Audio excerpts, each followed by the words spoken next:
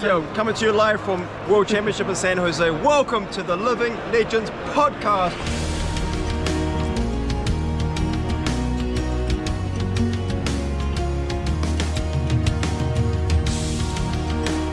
Yeah, I know of chicken cacciatore because I would always refer to back when I played Hatchet Dorinthia. That's how I would refer to that deck.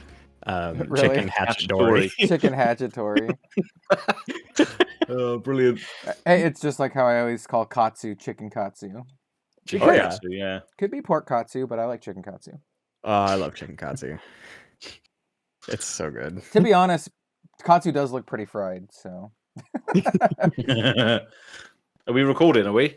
Right now? I have been recording for a little while, so. Oh, fantastic. So there it is. Welcome to Living Legends podcast, people. I'm your host for today. My name's Az from Goarin Gaming, and as always, joined by two favourite people in the game, in Flesh and Blood. First of all, I don't know where Bill is, but he's up there. Is he up there? No, he's to my left, isn't he? Other Over way. there. Other way. Other way, this Over way. here. There you go. There you go. Perfect. There he is. There he is. Oh, there he is. Hi, I am Bill from the Spike Feeders, and today, once again, we have some really cool stuff to talk about, and I'm really excited to see what we all think about the current state of Flesh and Blood. Yeah. Absolutely.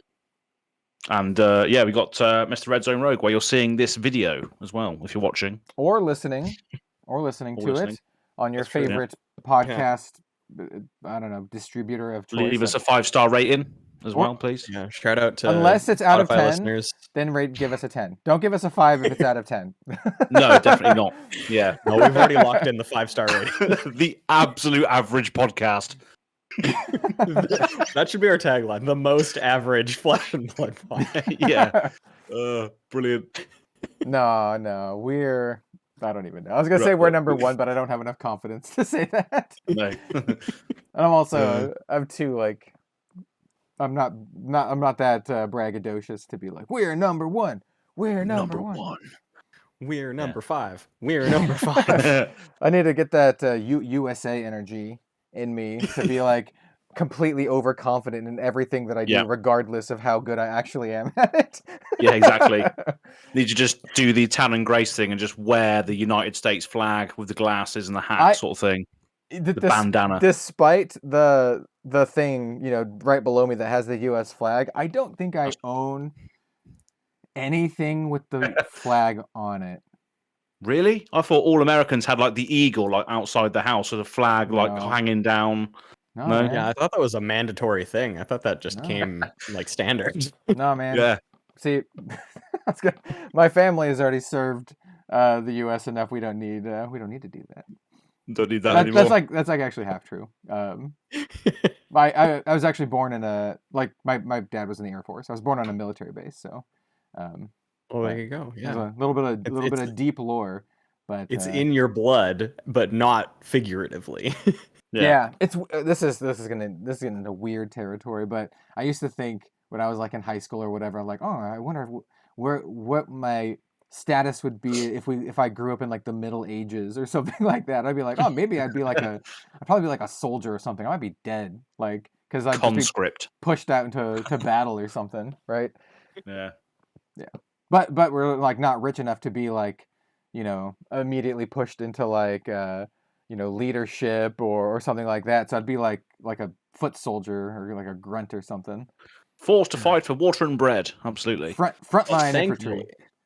Yeah. But thankfully, the only fights that we have to get into are on the card game battlefield. Pieces of paper. That's right. Yeah. Flesh and blood. Flesh and blood.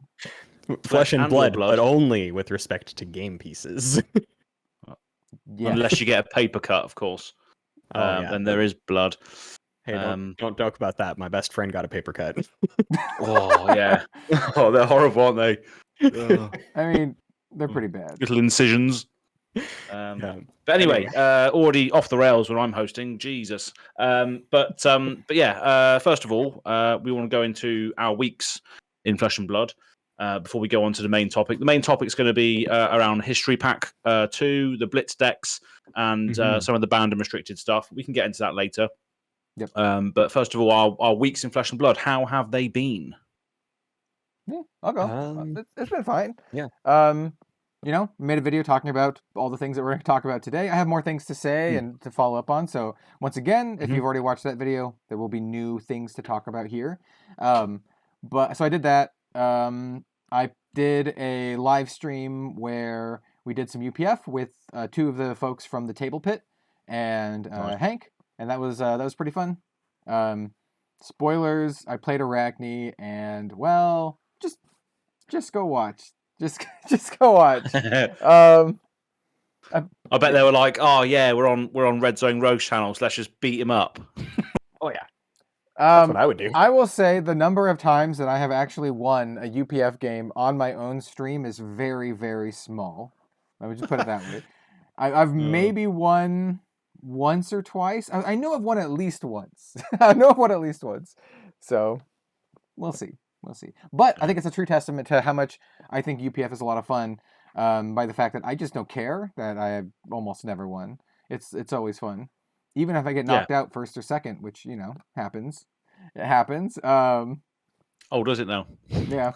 Yeah, it might happen. It's one of those things. This happens to me in like all multiplayer formats, and I think it's just how I play the game. I come out strong, and I don't really hold back all that much. And so people are all like, "Oh, he's a threat, kill him." And I'm like, "Yeah. But the other guy's going to win. Like, you're going to kill me, but that other guy's going to win." And then I just die, and then the other guy wins. And I'm like, I knew it. I did tell you. Yeah. That's it. And then if you're out first as well, you can just be like, "I told you should have done this." Still involved in the game, just trash talking them like, "Yeah, you should have not killed me." Also, it builds sympathy points with the audience, right? I am the underdog, so you gotta root for me.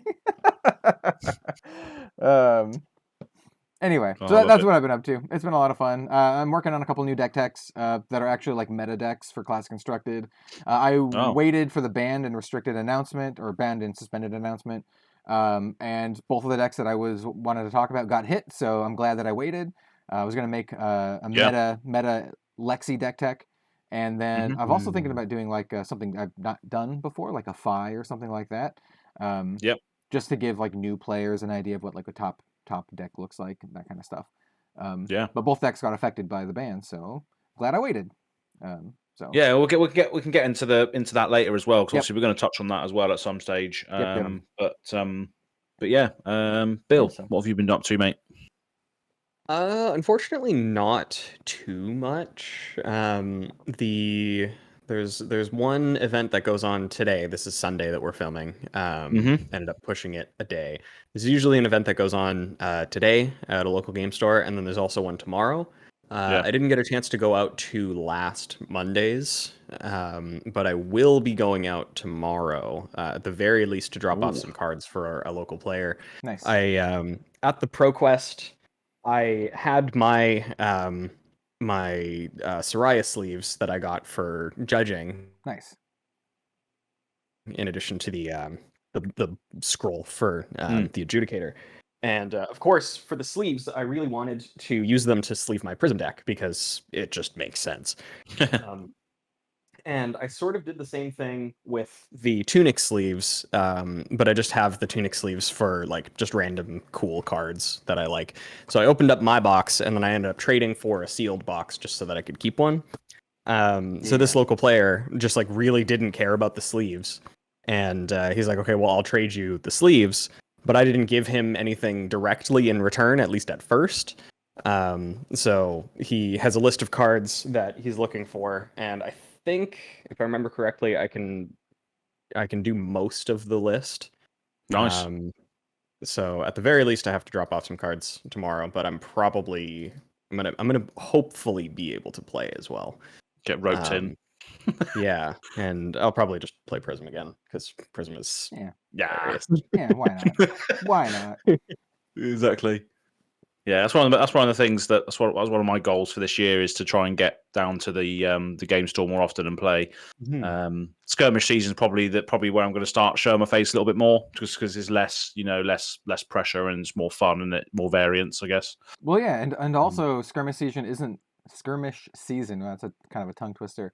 Isn't just skirmish like blitz. They can, if your LGS decides, they can also do like limited, right? So it could be outsiders limited as well.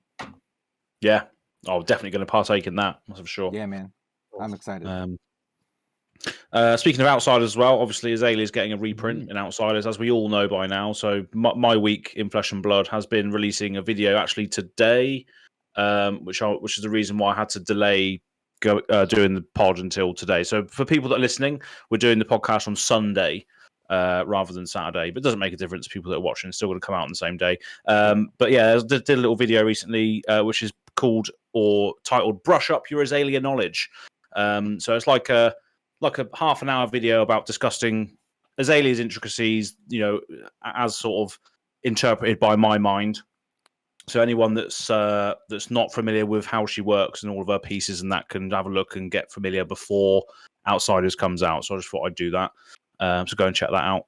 But apart from that, not really much going on in this realm either. Really, I've got a UPF match coming up, which I'm going to be playing Bravo in. That's weird. So I don't. Yeah, exactly. It's going to be very strange. But I thought I've got a lot of pieces for Bravo. So I'm just gonna give it a go. Probably some weird seismic surge list with Earthlore Bounty or something. So yeah, stay tuned for that as well. Yeah, but pro tip: activate Bravo's healer ability and then play a card. That's how you. That's what you you play need Bravo. to do. Yep. Yeah. Or swing Anathos. I'm thinking about a Captain Bravo build. Like he's got Titan's Fist and like Rotten Old Buckler or something, like Captain America. You can. I mean, if you have the legendary one, you can do the legendary shield too. Rampart. Would really like to do a Bravo list that's based around the big hammer and just ways to get multiple action points. Yeah, man. So you do Time Snap Potion, Sledge of Ambelheim. That's some old school tech, man. That's some Crucible of War era tech. And it's so funny because it's just randomly this huge hammer isn't a once per turn action. It's just an action. Yeah. It's so good. It's one of those things. Oh, go ahead. I'm sorry. Yeah, I was going to say, I think I might actually try that instead because I do have all that stuff as well. Hell yeah. Yeah. If you have Terra Sunder, definitely run Terra Sunder. Because you can... Does Terra Sunder... Ooh, okay, I'm very curious now. Does Terra Sunder just say the next one? Ooh. It's just the next one, right? It doesn't work. I think so, yeah. It doesn't work for the whole turn. Surely not. Oh, that'd be ridiculous. Is also a magic card. You have to type in FAB Terra Sunder. Beast Within as well. No, there's a lot. I saw a Twitter thread. There was a thread. There was all of them. It's really funny because like this is a little bit in the weeds, but kind of not. I did a booster box opening of Grand Archive, and there's a card in Grand Archive that kind of sounds like Dawnblade. It's called Drawn Blade, so it's like a drawn blade. And someone was like, Drawn Blade, OMG, or something like that. And I'm like, it's I don't know if it's a reference or not, but if it is, it's a cute little reference. But like literally, Flesh and Blood has many, many cards with the same name as Magic cards. Like, oh god, yeah, direct. Yeah, there's a card called Brainstorm that has art by a Magic artist. Like it's actually very, very direct. That one's Mark Poole, right? Like, yeah, that's right. And he has done Brainstorm. I think Mark Poole did a promo Brainstorm or something, like a Secret Lair or something. So he has done it. It's hilarious. It's like Index as well. It's basically the same card, exactly the same effect. The same card. Yeah, it actually. Well, is. and the top 5. And that Opt the mechanic in Flesh and Blood is basically Opt. Well, it's Scry from Magic. Yeah. So like, which I think is really funny. Yeah, I don't disparage the homages. So if other games want to do it too, if other games want to homage to Flesh and Blood, I think that's super cool. And I think it actually shows a lot of legitimacy for Flesh and Blood as well. So anyway, just a small aside. Just a small aside. Ooh, one more small aside, just because I love talking about this. From an editor standpoint, I know that Jim from the Spike Feeders has mentioned that for Flesh and Blood, he loathes the fact that there is a warrior card called Singing Steelblade and a rune blade card called Singeing Steelblade. Yeah. Oh yeah, it's real close. Yeah. Oh yeah, you got to know what you're looking for. He has mentioned that to me multiple times. Oh yeah. They obviously did that on purpose, right? Like it's one of those things where like they had to have, because it's like there's like a million other names they could have called Singeing Steelblade, right? Like they didn't have to call it Singeing Steelblade. Could have called it like Fell Fire Blade or Steelblade. Yeah. But Oh, that sounds no, I think great. there's that card, and then there's another card that has that same sort of thing going on, where or I guess it would be a pair of cards, but I can't remember the other one off the top of my head. But I'm like 90% sure there's another instance of that somewhere in Flesh and Blood. Ooh. Well, if there's any audience out there listening or watching, if you know what it is, then leave a comment in the section below as to what that is. And just to follow up on the Terra Sunder thing, yeah, it is just your next Guardian attack this turn. God, imagine that Guardian attacks this turn, gain +1 and dominate, and if it hits, discard 2 cards at random. Is that random, or just put them on the bottom, isn't it?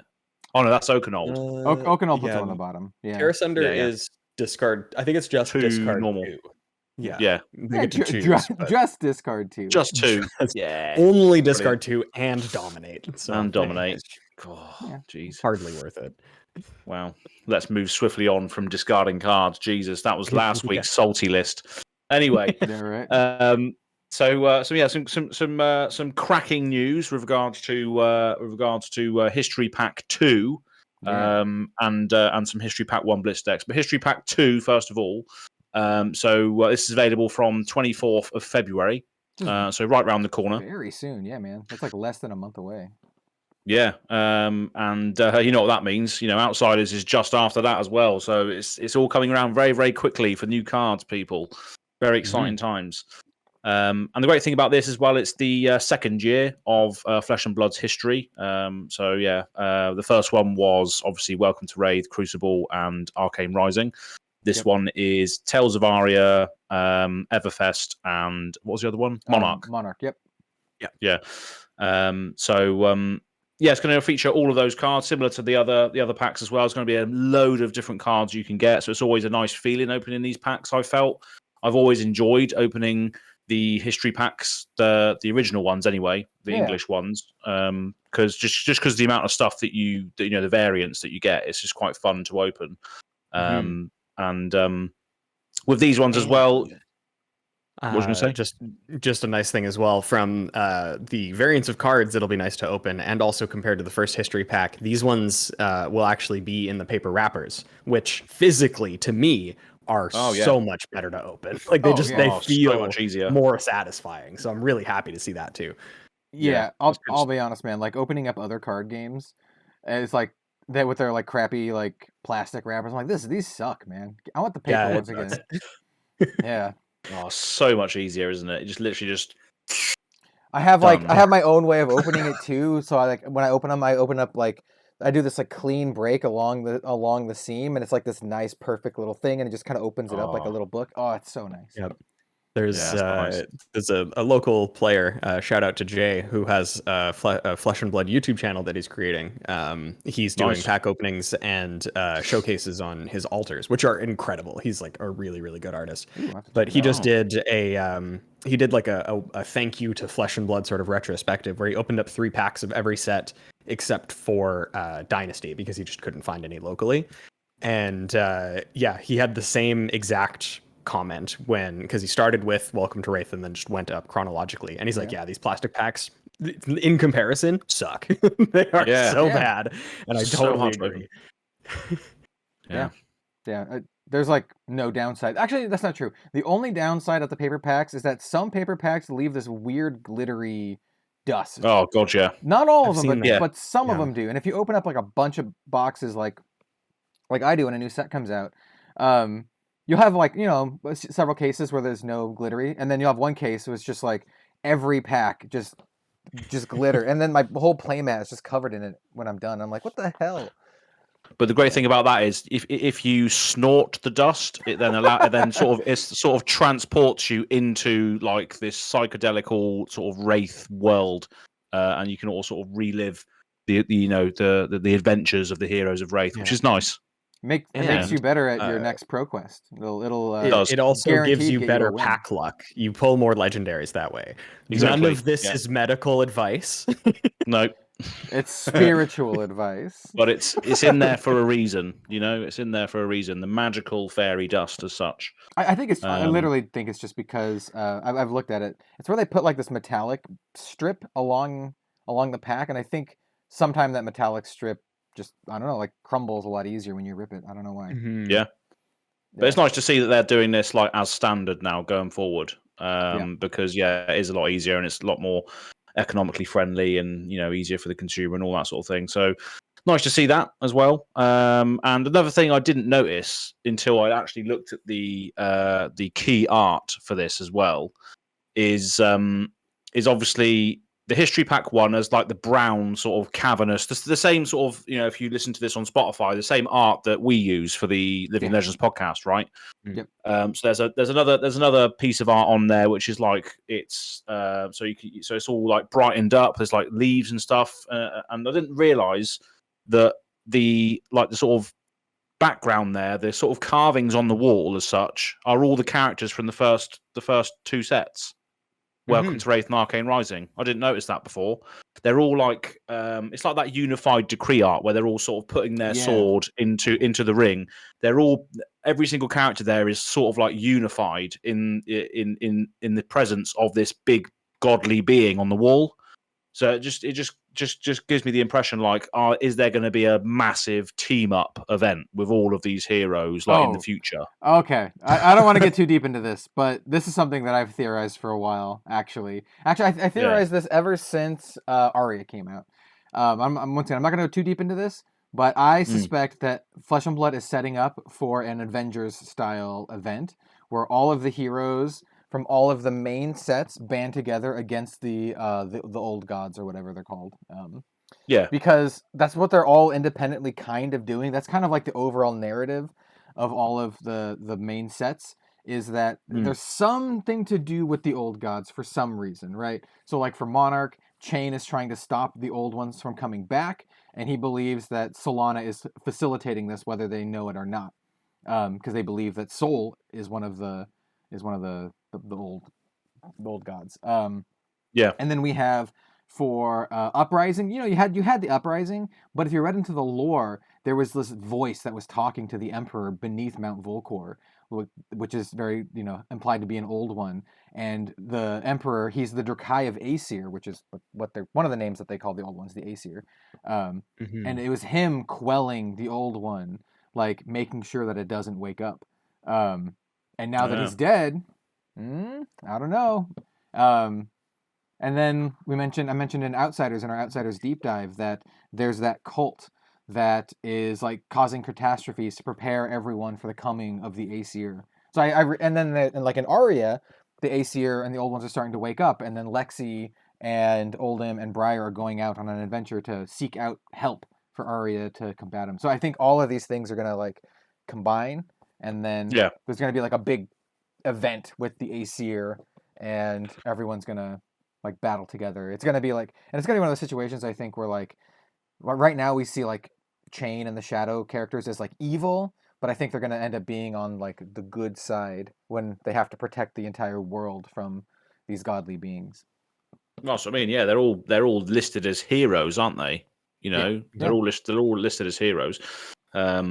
But I mean, just thought I'd bring that up because I'd never seen it before, and also it's the original ones as well. It's Welcome to Wraith, Arcane Rising. So as we know in the Nourishing Emptiness picture, certain characters might die as well, and then there could be obviously room for all the new characters that are coming out to sort of replace them in the story if it continues and all that sort of thing. Because we all know that Nourishing Emptiness depicts some heroes dying, which are all the original ones as well, aren't they? Almost, there's some that they're all from the first two sets, but they're not all there. So like Dash isn't there, for example. No, and Viscera is not there, but like Dorinthia and Katsu and Azalea and they're all dead. Bravo, Kano, they all are getting killed or something.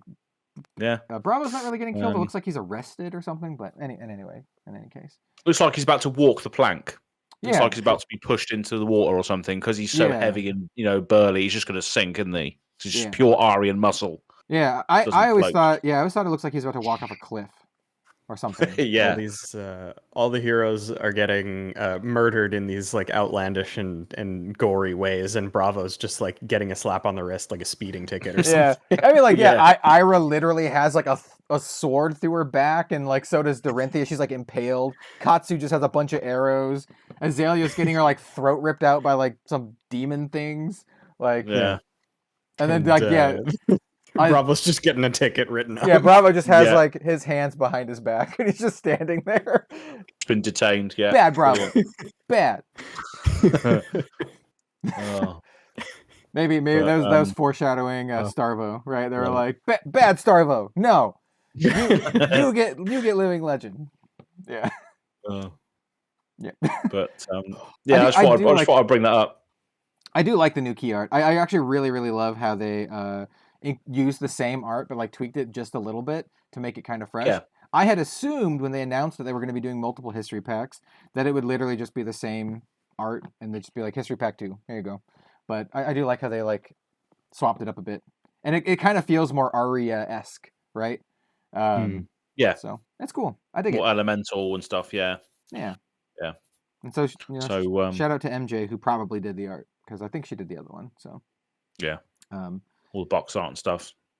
Yeah. Nice.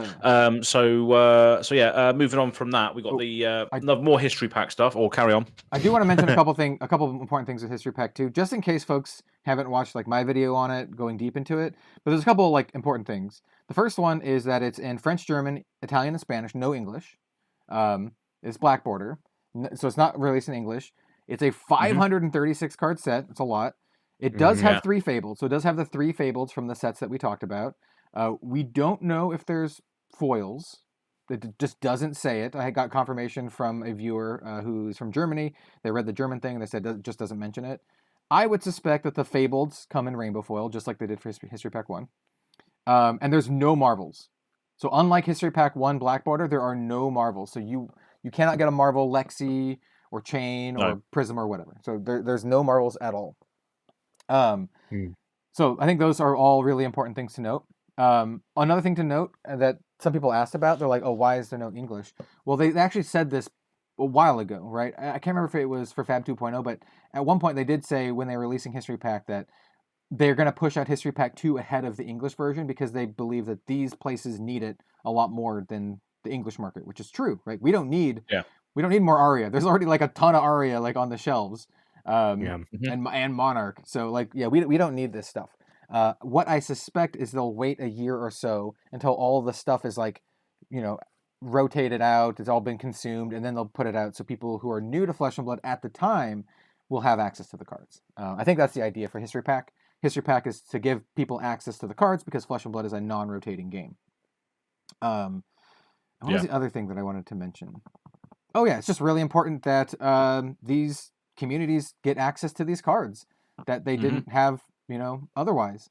Just imagine it. I mean, imagine yourself living in France, right? And you don't speak English at all, but you love Flesh and Blood and you are playing with History Pack 1 and you want to play with like the meta decks, which so happen to be a lot of Aria crap right now, right?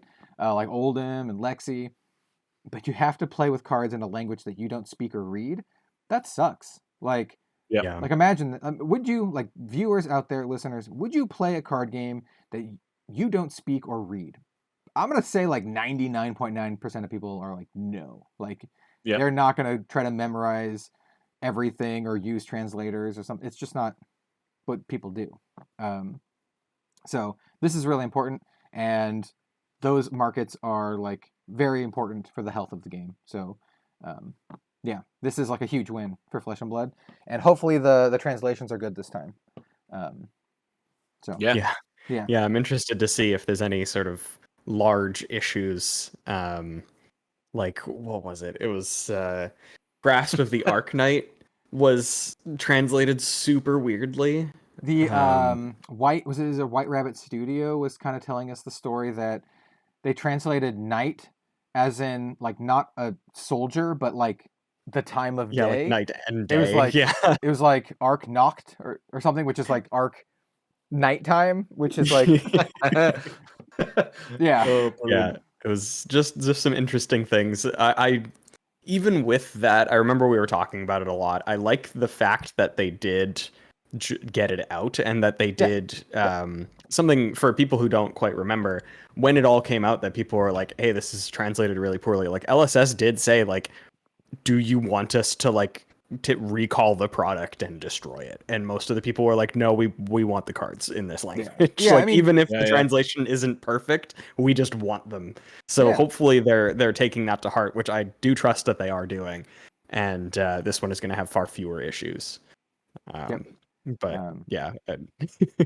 Yeah, and I'll let, before I so rudely cut off Ass to talk about that, we can move on to the next topic, which I think is also equally, if not more important for those markets. Yeah, definitely. Yeah, that's definitely worth mentioning. Yeah, for sure. Yeah, I'll be interested to know as well, like how people that didn't have Flesh and Blood in their language, how did they discover it? Because I imagine the stores out there, will have how did they even start their journey if they didn't have stuff in their language? I'd love to know how that process started for a lot of people. Something just occurred to me, and this is something I did not think about in my video. For History Pack 2, right? Are they going to print Chain and Prism even though they've reached Living Legend?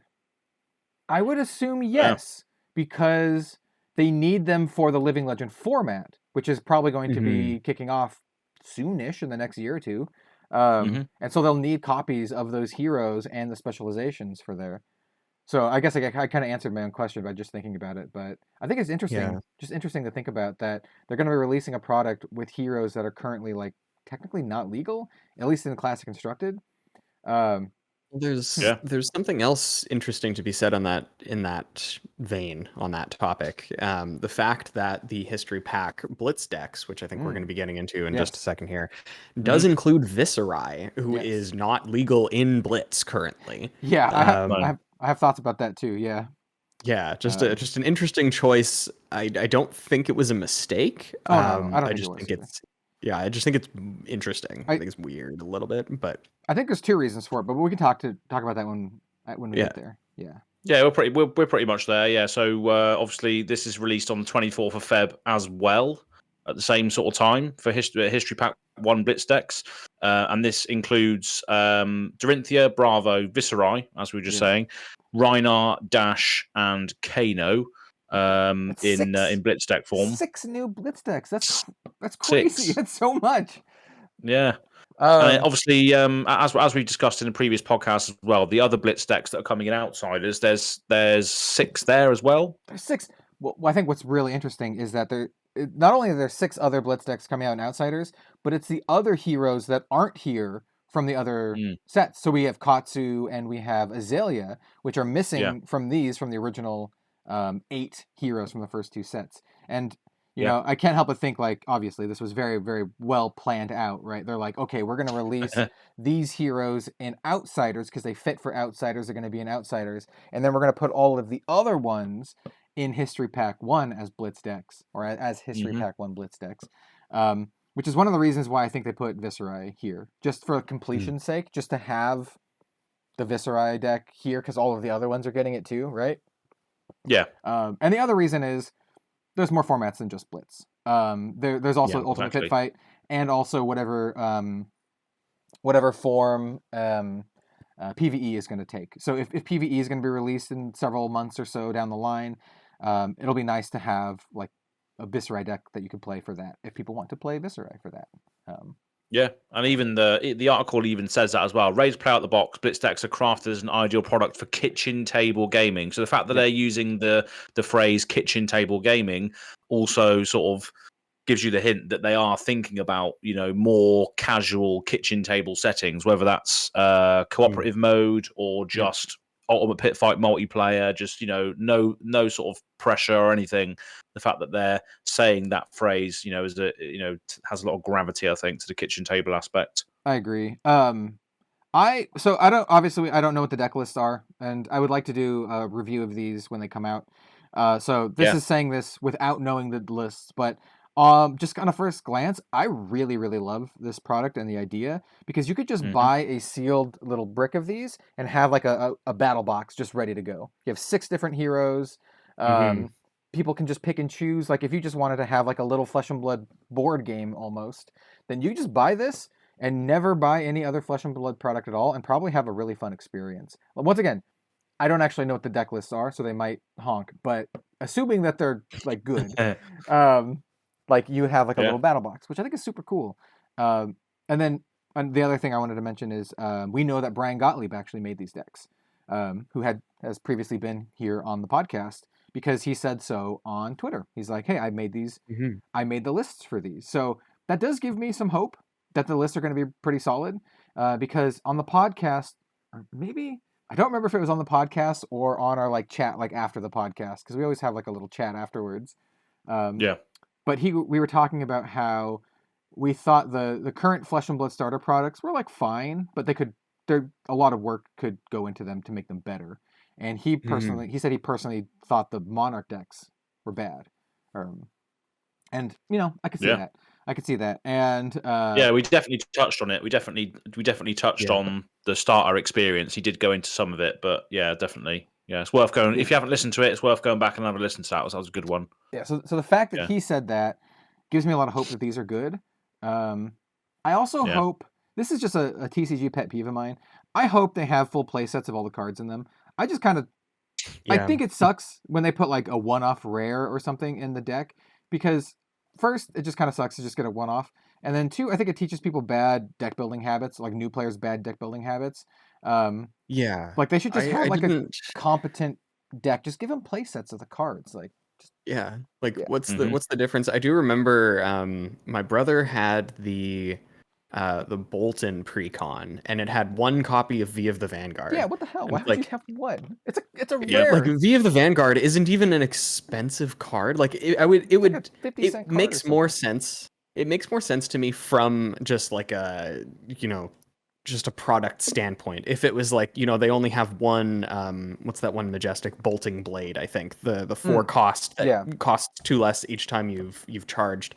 Like for majestics, if there's only one, then okay. Like I can see that from just a card game standpoint. But for rares, like it's the also Vanguard, like secondary market is like 8 cents, if that. You get it for free. That's like a big pet peeve of mine that some card games do, some card games don't. And every time a card game doesn't, I always applaud that. They're like, hey, here's a complete deck. You get a full playset of every single card in the deck. And I think that's smart because it's very consumer friendly, because it doesn't incentivize people to buy multiple copies of the same deck. So as a new player, you just buy it once and then you just have all the cards, and you don't have to be like, oh, do I need to buy another one? Do I need to go to the secondary market? Like, is that not like a learning curve thing though? Is it not like sort of learning to appreciate that one card is obviously better than others, and you want to, not give them everything at once? Do you think is that a learning curve thing, or it could be, but it could also teach bad habits where they're like, oh yeah, I just put one-ups. I just put a bunch of one-ups in my deck. Whereas like they should just start off on the right foot and be like, this is what a good deck looks like. You should build decks that look like this. Like the worst offender are old Magic precons, but they'd be like one off of just like everything, where you're supposed to have like 4 of a kinds, and it's just like the worst. So I hope the decks are good. Knowing Brian Gottlieb, they're probably pretty good, and I'm very much looking forward to them. And we were talking about before the podcast, I don't know if it made it in the intro or not, but between these and Outsiders, there's going to be 12 decks, dude. 12 Blitz decks in the span of like a couple months. That is so many Blitz decks. We're more than doubling the number of starter decks available to new players. And quite frankly, if they're like even like decent at all, I think it's probably going to be one of the absolute best times to start playing Flesh and Blood, because you can look at these 12 freaking decks at your LGS and be like, oh, I like that hero. And you just buy whatever one that you like, because you have like so many options. Like there's bound to be a hero that fits someone's aesthetic, like, preferences. Oh god, yeah. Like maybe you like Dorinthia, oh, I like the sword lady, or maybe you're like, oh, I like Rhinar, the big orc dude or whatever. Or maybe they like, Uzuri or Azalea or Riptide, with the big chunky bloated dude. Give me the bloke with fish behind him. Yeah, that guy who probably smells like rotting fish. Oh yeah. But I think it's really smart. At least for me, that's who I align with most, the closest at least. Yeah, well, sort of LGSs around the country, multiple people, smell and all sorts. Yeah, Anyway, yeah. But nobody that listens to this podcast, though. Everybody that listens Absolutely to this not. podcast smells fantastic. Absolutely, Old Spice. Of course. But I think it's really cool. It also reminds me very much. A lot of people, when Flesh and Blood first came out, they said it reminded them of like fighting games, and this is like the most fighting game it has ever been, because you can have like this roster of like these 12 decks, right? And you just like pick your fighter and you just pick it. I don't know. I think it's just Exactly. Cool. I think it's cool. Yeah. I mean, I'm definitely gonna get whatever it's called, the brick. So like the one of each. I'm definitely gonna get that. I'm also gonna get a brick of the Outsiders as well because I've actually got as well a stream coming up on my channel, which is basically one of my old friends who played MTG is going to come on and just play with decks. I'm going to have to make them because he's coming on before these were released. But if I had these, we would just pull these out and play with them. Yeah. It's a perfect thing for that, really, as well. Yeah, I agree. Yeah. So these are sweet. They're going to be. We didn't talk about this, but they're going to be released in all of the languages. So they're going to be in the 4 languages that we just talked about: Spanish, French, German, and Italian. But they're also going to be in English as well. So they're going to be in all the languages. One interesting thing of note: it says they'll be released European territories February 24th, and then rest of the world April 7th. So I don't know if that means that like Az will have access to these in English on the 24th. We're not part of Europe anymore. I don't. Yeah, so I'm very confused. I'm very confused on that. Like if Az is gonna get them, and then like Bill and I have to wait, or like I don't know. It's like a little bit of a confusing wording on this. So we'll see. We'll see what happens. I think it does. I think it would include us as well in the UK. I think. Well, I guess my bigger question is like, is it just a flat out English release? Is until the April 7th, or if it's like when they say European territories, do they just mean the non-English ones? I don't know. I'm very curious. Because then like why would they wait for the Western, like the Americas release until April 7th if English was already ready? I don't know. It's weird. Preference. Man, maybe they're just like, no, you gotta wait. You get stuff early all the time. You have to wait now. Exactly. Yeah. So you get worlds. You get the world championships. Give Europe the blitz decks. Come on. Yeah. I mean, I bet Worlds is also going to be in the US again this year. So I think that's fair. Absolutely. I know a lot of people are like, oh, it might be in Europe. No, I bet money it's going to be in the US again. It'll be in the US again. You'll see us there as well, I expect. Yeah. Hey, if it is in Europe, it gives me a fun reason to go like travel to Europe. I've never been there, so that would be cool. But yeah, also be a lot more expensive. That's the reason why I don't think it'll be in Europe, by the way, is because they have literally said before that they want it to be in the place that causes the least amount of travel for the least amount of people, or for the most amount of people, least amount of travel for the most amount of people, and the United States has the biggest player base for Flesh and Blood. Like 100%. That's just how it is. So that's probably what they're going to do. They'll probably put it in a central area like LA or Vegas or something again. That's my guess. Oh, yeah, that'd be so sick. Yeah. Oh, hey, baby. If it's West Coast, that makes it so easy for me. I know that's very selfish, but hey, I had to travel to like New Jersey and Orlando, which is like the opposite side of the country, man. It's like real far. Anyway, that's just off topic again. History Pack 1 Blitz decks. I think that's a big W. Absolutely. That combined, it's a big thumbs up. That combined with the History Pack 2 release, both at the same time, means that the European countries, or maybe not even just the European countries, but the communities that speak these languages, it's a huge win for them because they are almost all caught up with Flesh and Blood. I mean, they'll have starter decks, which is huge. These areas do not currently have any starter decks, so just having starter decks at all is like a huge deal. And then being almost caught up with the rest of the Flesh and Blood is also a really big thing. So I expect Flesh and Blood as a whole, globally, to see like a decent tick in popularity after these come out. Like for sure. Because we knew, like we've seen the numbers that like the French community, for example, saw like a massive boost after History Pack 1 was released. Yeah. And that didn't even have starter decks. It was literally just a booster box where they had to cobble together the stuff. And now that we're going to have like 6 new decks, and then Outsiders is also going to be released simultaneously in all of these languages with their decks. I think it's a really, really big deal. And then coupled with the announcement for Japan support this year, and then Japanese language cards next year, I think these are all really, really big and good signs for Flesh and Blood in terms of the game's growth, like globally. So, absolutely, yeah. I think it's really important. And yeah, if they succeed with other stuff this year, like PvE and some other stuff that's coming out, like if Professor's product is really like a big hit, I think the game could see another massive spike in popularity. So I think that's like the ramifications of all the stuff that we're talking about right now. Is like it's good for people who are playing now, but I think it's even better for people who are not playing. So yeah, absolutely, nice. Yeah. But for the people that are playing, here's a segue for you. There's a couple of cards that have been banned. That's a good segue. That's a good segue. For the people that are playing. So this was announced recently on the 24th, so 5 days ago, from Brian. And this was his. Go ahead. This was his doing as well, right? Yeah. This is his idea.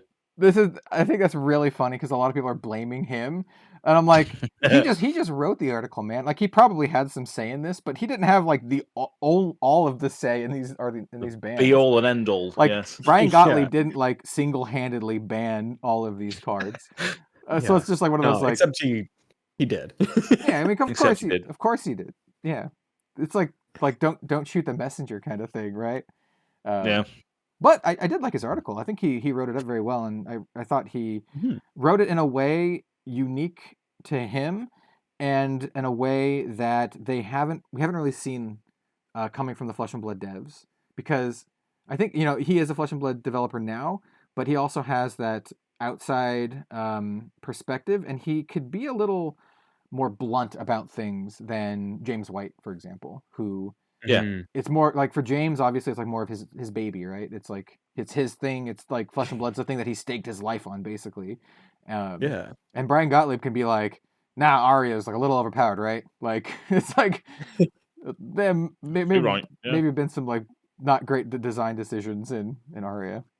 Yeah, it even says in the article as well that that's where the boundaries were pushed was Tales of Arya. So which I definitely agree with. It's really funny because like no one thought Arya was like overpowered when it first came out. They're just like, oh yeah, okay, whatever. Like other than Briar, everyone was like, yeah, Briar's kind of busted. But the funny thing is like now everyone's like talking about Oldham and how busted Oldham is, and all the ice stuff is busted. So it turns out just like everything is kind of busted from Arya, right? Like they had to errata Briar. They immediately banned a card post-release. Duskblade. Yeah. Like we have Ball Lightning from the set. We have like so many cards from Arya. I think I saw a meme on Twitter. That just said, there was an article that said we made a mistake, and underneath that there was a Duskblade. It just said we made a mistake. Tales of Arya. Yeah. It's a really interesting thing because when you play the set like in sealed or draft, it doesn't actually feel all that strong. No, like parts of it can feel kind of janky depending on what hero you end up with. As in if you end up with not Briar or like the only Oldham. If you're the only Oldham in the draft, then you're eating good. But if there's like 3 Oldhams, they're all going to be terrible. Yeah. But anyway, bloody what's it? The big, massive, dominating red one. What's it called? Oh, Glacial Footsteps. That's it. Yeah, that one. Little footies. Little footies. That's a great one. Yeah. We also have Thump, Pump the Thump. There's some fun cards. But I mean, for me, obviously, I just draft as many Ball Lightnings as I can. So who doesn't? Yeah. Ball Lightnings and anything that has the word arcane damage on it. Good to go. Absolutely. We did on the Spike Feeders. We did a like pack one, pick one sort of thing. Like YouTube shorts, and basically every pack that I had that had a Glacial Footsteps didn't matter what else I picked. I was like, Glacial Footsteps is crazy. It's pretty good. it's pretty good. Well, the ones that I kept getting were blue. How do you pass up a blue glacial footsteps? I tell you, you take whatever color ball lightning is in the pack instead. That's it. Yeah. Well, true. Just take the ball lightning, and then make sure you also take a mark of lightning so you can get them for 2 free damage with that. And yeah, it's good. You're eating good. I mean, as Briar, you just get Rosetta Thorn for free because like it's a Of course threat. do. And Rosetta Thorn is like at least minimum like majestic rarity in terms of power. So it's like you just get a free like insane weapon just to start. So Speaking of insane weapons. oh yeah, so that was brilliant. Yeah, brilliant. So some of the bans here, there's 2 that are actually just outright banned, and then 2 that are suspended until Icelander becomes living legend. So one that was just outright banned was Winter's Whale. Yes. So this was this on our salty list last week? I mentioned Winter's Whale, and that I think it's annoying because it's just Oldhim used to be like black, black, black, hammer, black, black, black, black, hammer. Yeah. It's changed a little bit since then, but still, I just think it's not a fun card. And No. It's a little overtuned. I honestly didn't think it would be banned. I'm very curious on your guys' opinion on this. I did not think Winter's Whale would get banned. I'm not sad to see it go at all because it's no secret that I think Oldhim is one of the least fun heroes in the game, especially to play against at least. But I'm very curious to know your guys' take on the Winter Whale banning. I mean, personally, it feels like a 2-handed weapon that Oldhim can just use with a stupid shield if he wants. Well, not if he wants, that he will use that will also give you frostbites. Yeah, I don't know. It just, especially compared to, I wanted to at one point play an Oldhim deck that didn't have anything to do. No, actually, I think it was the UPF game where I played Starvo. I got to house rule Starvo as a player that I could do. And I didn't want it to be a Starvo deck. I didn't care. I just needed access to Corsham and pick a card, any card. Oh, okay. And then like some other random stuff. I think I also had I had the lightning channel Thunderstep. Channel Thunderstep, the bad channel. Yeah, really. Yeah. The bad channel that nobody wanted, but I just needed a source of go again that was also a lightning card, and I was like, cool. And I was like, okay, well, I don't want this to be an like a Starvo deck, so I'm not going to use Winter's Whale, and I instead had Titan's Fist with a thing. And then I was looking at it, and I was like, even if Winter's Whale isn't on, it is the active Titan's Fist. Yeah. At its base. Yeah, it is. Yeah. Like, so why would you play anything else? Well, of course, yeah. It's just like the de facto. It's just like strictly better for the most part. Yeah. Is it even just strictly better? It's really good. What I wanted to use with Starvo is double Winter's Whale, because you can use 2 for whatever reason. It's not like it's just a one-handed. It's not like you can have 2. And so if you can give random go again, you can actually double Winter's Whale, like whack-a-mole. Bonk, So bonk.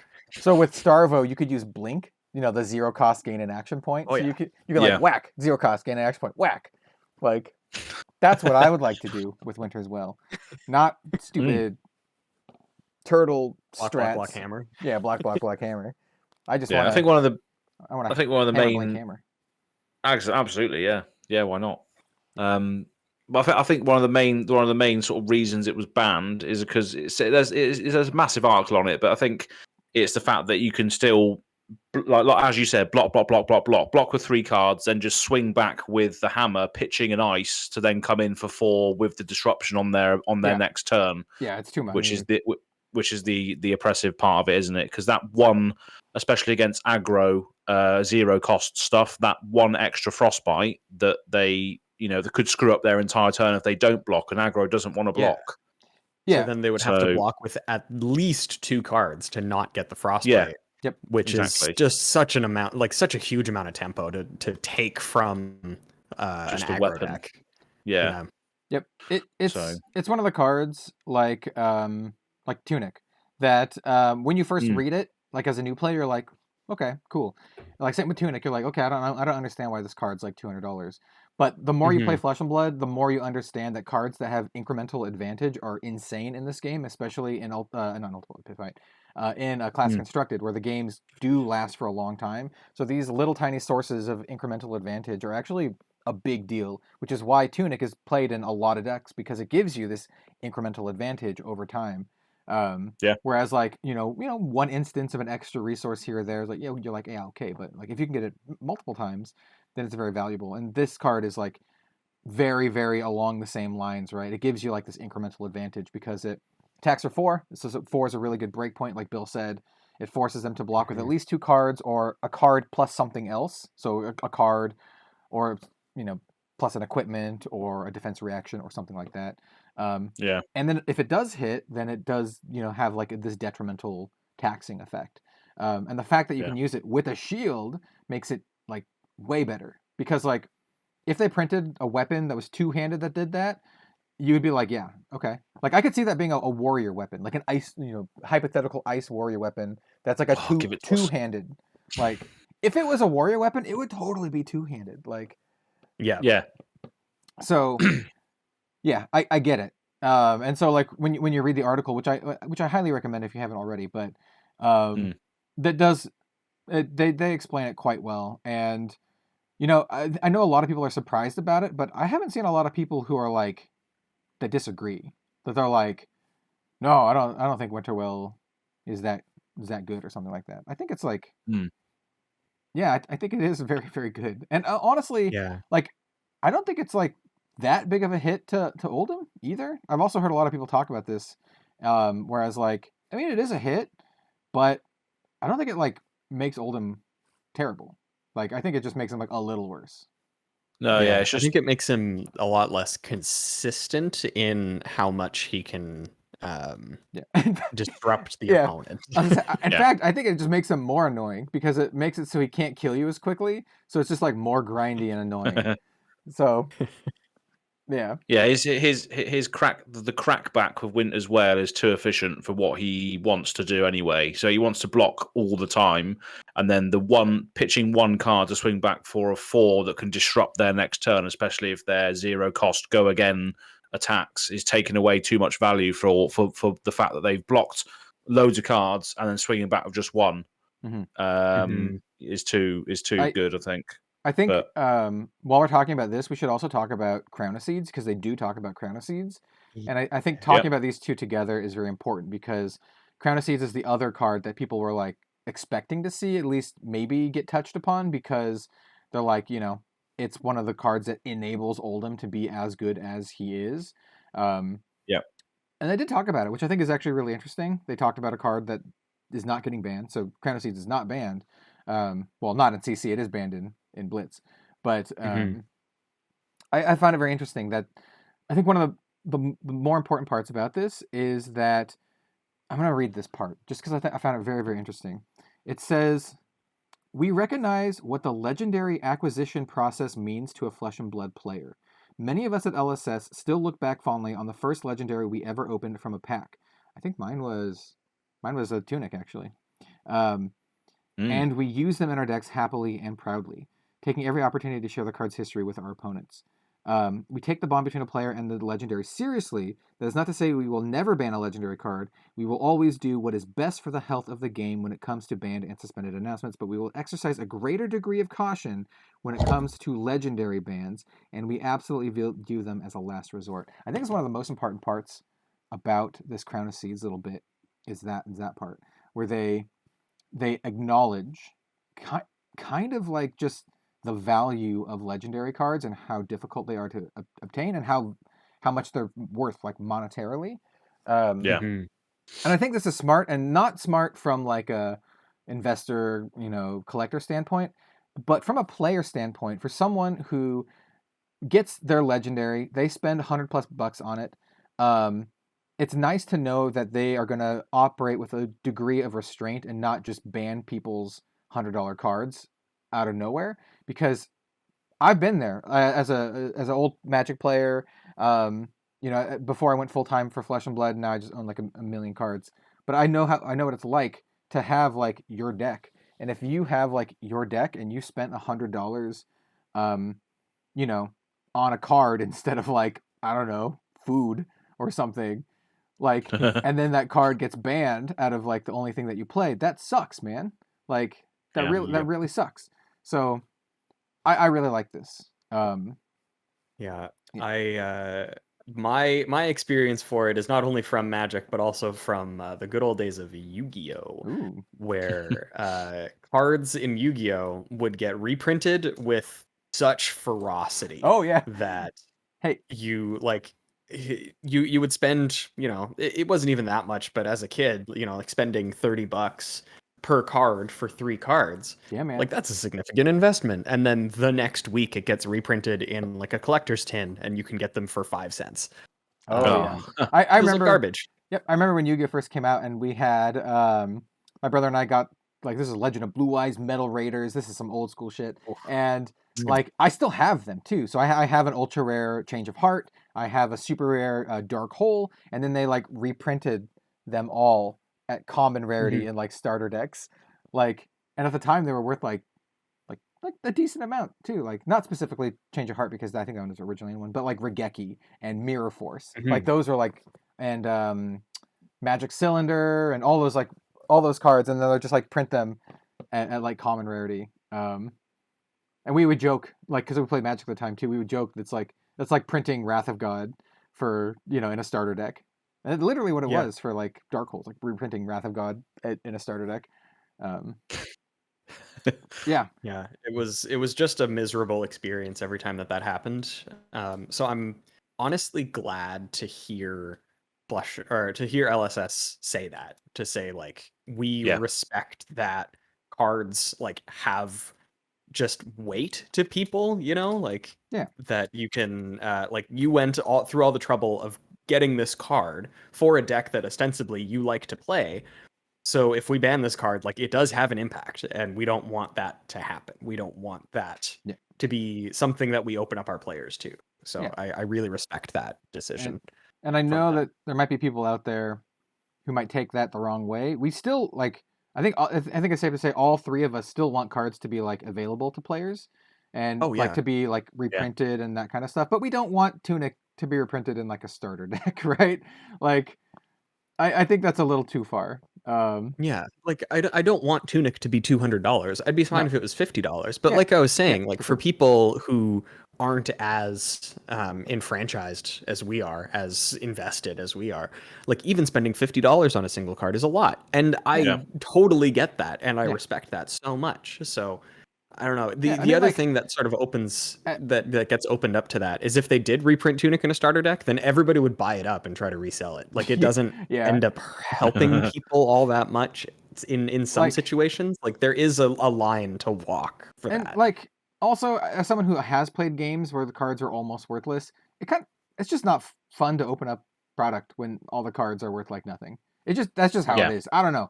Like and to go along with what Bill said, like Tunic at $50, like Command and Conquer at like 20, I'd be happy with that. And that's me, someone who owns a playset of first edition Command and Conquers. I own a playset of Alpha E-Strikes. If they were like $15, $20, like what do I care? Like that just makes it more accessible for players who want to actually go out and buy the cards and play the game. So we are I genuinely don't think that most of these cards should be even remotely as expensive. At least not the like. Obviously, Flesh and Blood knows what they're doing when they have all these like fancy, shiny, cold foil versions of things. I'm okay with those being money because that's kind of the point of them. It's to have something to work towards, to collect. Like you were saying, having something where you open something up and you're like, oh my god, this is worth like X amount of dollars. Like Marvel Tomultai versus like regular non-foil Tomultai, right? Like one's like $3, the other's like $150, right?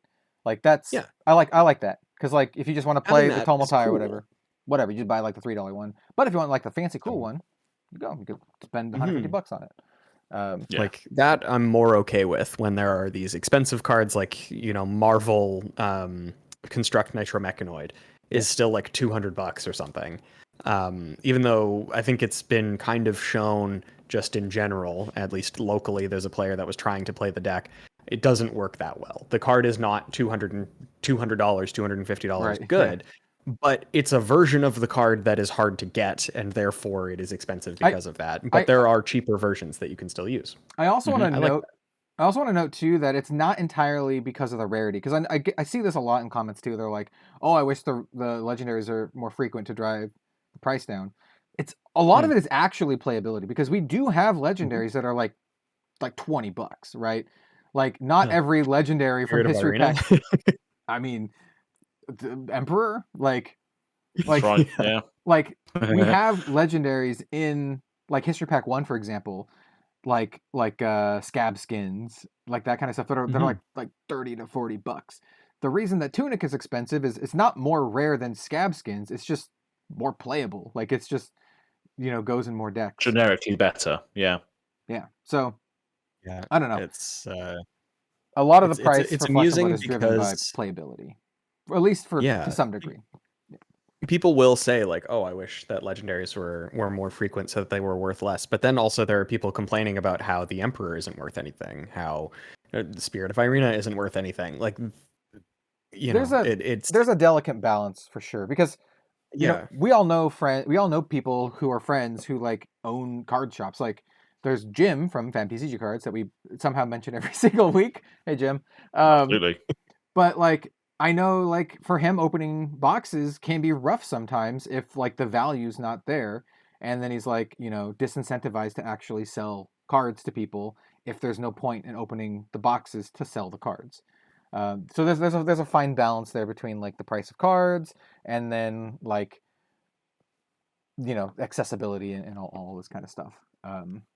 I think Flesh and Blood is, with FAB 2.0, is working towards it better, because if you look at legendary prices just in general, it does seem that like the lower shininess versions of them seem to be much cheaper, whereas like the cold foil ones tend to be a little bit more expensive. There are obviously some that just are expensive no matter what. So like from Dynasty, the Black Tech Whispers were like over $100 no matter which one you got, like foil or cold foil. But I think it's a move in the right direction. Yeah, and the fact that you can still get some legendaries for dirt cheap is pretty good. Well, get them while you can. Get them while you can. It could be pretty good. I don't know. It's like, yeah, it depends. That's the thing though. It's, I remember watching Fluke and Box video, and he was like, just get your Emperors, get them while they're cheap, because all it takes is for a ridiculous warrior or wizard action to come out, which makes him ridiculously good. So just get them while you can. If there are legendaries that you're missing, just pick them up if they're low. Yeah. Just get them. Yeah. I mean, for me, I try to just get a full play set of all the cards, every single set, just so I can do stuff for videos and whatever. But there are some times where I look at legendaries, and if they're like super cheap, I'm just like, maybe I'll just buy a couple. like exactly. Maybe I'll just get some. I kind of regret not buying more Skullbone cross wraps when they were like $20. I was like, maybe I'll just spend $100 and just buy like 5 of these stupid things. And so I just have like a binder page full of Skullbone cross wraps. I'm just like, skull bones, yeah. Look at all my skull bones. Look at all these skull bones. Yeah. I'll tell you, I doubt it'll ever be that cheap. But if Mask of Momentum, it was ever like $20, I would buy a shitload of them, because I love that card. 100%. I love the art of that card so much. I would definitely want a binder page full of Mask of Momentums, but they're too good. They'll never be. Even if Ninja sucks, it's still going to be like a decently priced card. Anyway, we have more bands to talk about. We have more bands. To talk about. That was the Crown of Seeds bit. Won't go into. Yeah, exactly. Yeah, so we won't go into them too much. I mean, obviously, Belittle is one that was banned as well, and I think this is just skewing the resource system, isn't it? Because you can basically tutor up a blue. Is that how it works? So I haven't played it myself. Yeah. So it's Belittle and Minnowism. So what it is Belittle. You attack with Belittle. I believe it costs 1 to play. Has an attack of 3 or 4 for the red. 3, yeah, 3. I think 2 and then 1, yeah. And then you have to reveal a card that costs, or that has an attack of. Oh man, I need to look this up. This shows that I don't play Belittle all that much. You reveal a card from your hand, and if you fulfill the requirements, you go and search for a copy of Minnowism. And people almost always go and search for a copy of Blue Minnowism. So you basically get a free 3-pitch in your hand, which is really, really nice. And so by having this kind of package in your deck, you're able to kind of like be really greedy with your deck building and not put as many blues in your deck because you have like this guaranteed tutor. And it also enables like these really, really gross go wide turns where you can just go really, really wide and don't have to worry about the resources because you get them for free. Yeah, that's exactly what pretty much the article sums it up, is the fact that it skews the resource system where you can just get that consistent blue, what you need to just do degenerate stuff with it. Yeah. So okay. Yeah. So just so people know, if you're just listening, you're like, oh, what does belittle do again? So if you're like me and don't actually play these degenerate decks, Absolutely. So it costs 1, blocks for 2, attacks for 3. This is red. Has go again. As additional cost, you can reveal an attack action card with 3 or less base attack, and then if you do, you go search for Minnowism, and then you reveal it, put it in your hand. Yeah. It's like drawing a card, but you always draw a blue, which is like kind of crazy when you think about it that way, right? So like think about another card that's like considered to be like one of the best stat wise in Flesh and Blood, and that would be like Snatch, right? 0 for 4 on hit, draw a card, no go again. Mm-hmm. This is a 1 for 3 with guaranteed go again, with a guaranteed draw, regardless of what it does. If it hits or not, you always get a draw. So it's a very good card. What's really funny is like this card when it first came out was never like when it's from Monarch, was never like a huge thing, and it was part of this weird little cycle. It was part of like this like dwarf character cycle that had Stubby Hammers, Minnowism, and Belittle, and it's just like kind of like this cheeky little cute thing, and everyone's like, oh, ha ha ha, and then like they're like, oh, Stubby Hammers is actually kind of gross, we need to ban that, and then people are like, oh yeah, actually Belittle and Minnowism are actually kind of gross, we need to ban that. Yeah. So it's funny that like this like one-off little cycle from Monarch turned out to be like such a problem. Because I remember when people were like talking about this when it first came out, like it wasn't a big deal at all. Like no one, like Chain at the time didn't even run it. Weird. But when I played Chain, I loved the Minnowism package. There was discussion about whether to even play the Minnowism package back when I was doing it, which wasn't all that long ago, like maybe last year at some point. But I always felt like it was crazy. Like it was so good. And then you also got to play that one from Everfest, the one that the attack that gets plus like 3 or 4 if you've made an aura this turn. I know what you're talking about. Yeah, that one was super good because the blue one was base attack 2, so you could reveal it to belittle, and I was like, yes, combo. Yeah, like it's crazy because like I remember for the first calling that I did coverage for was calling Vegas, and the finals was a Chain versus Prism. It was Tyler Horspool playing Prism versus was it Sebastian Cavallo? Or there's someone playing Chain, and that Chain, no belittle Minnowism. And I guess at the time they didn't need it because they had like Seeds of Agony and all that crap. But it's funny how like perspective and opinions on cards changes as more sets come out. Because like right now I know there's some discussion about like Dynasty being like an underpowered set or whatever because it doesn't have any cards that break the game, that are like that make new busted things. They're all kind of like side grades. Like a lot of stuff from Dynasty are just kind of like these little side tangent things. And I swear to God, like give it 2 more sets and there's going to be a bunch of busted crap from Dynasty. That's the thing, isn't it? It's just like because Flesh and Blood's in a quote unquote eternal format.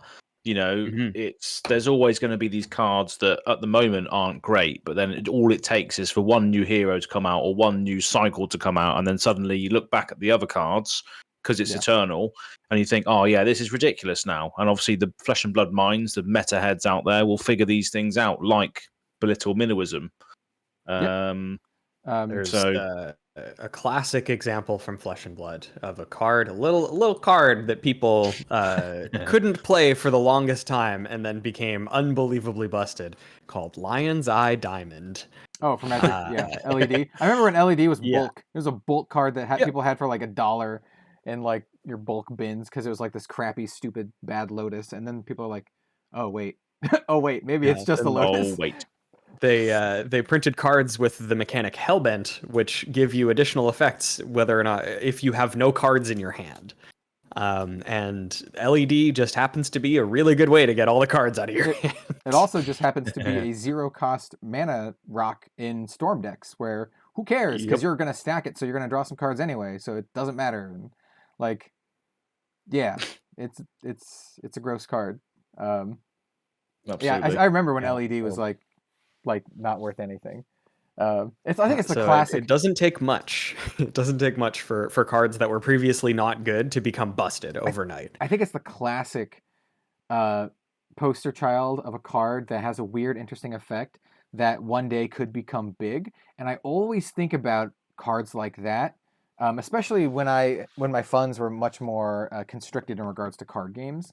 Where I didn't have a big budget to spend on cards and that kind of stuff. So I always look for these kind of like corner case cards that were worth like nothing, and I'd always like scoop up like a bunch of them, because I was like, if this card ever spiked, I would regret like not having a copy of it. There's another Magic card that had a similar story, also that was used in Storm, that I played in this janky burn deck called Pyromancer's Ascension, and it's just a card that the more you play cards with the same name, it gets counters, and when it has a certain number of counters, you double all your spells, basically. I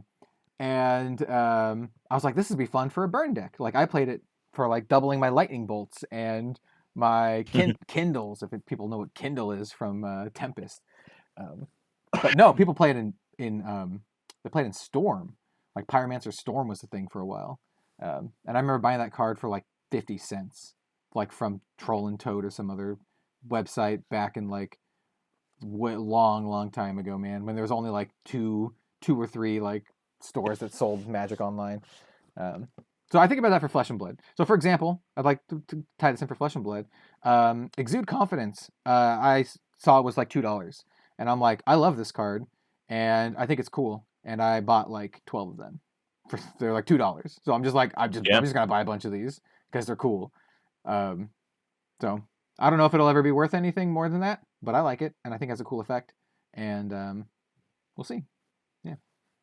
Yeah, that's what I mean. It's worth just getting copies of everything, really, because you never know when it's going to be really good, and you've got a play set already. But yeah.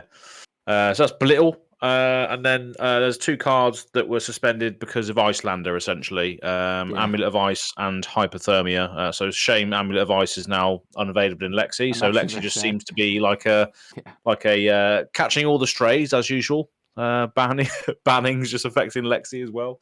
But we've got Amulet of Ice and Hypothermia. So Hypothermia is the one that stops Go Again. So the fact that she can basically play that out of her arsenal and just stop a massive turn at instant speed from aggro decks is just pretty horrendous. That's just not very nice at all.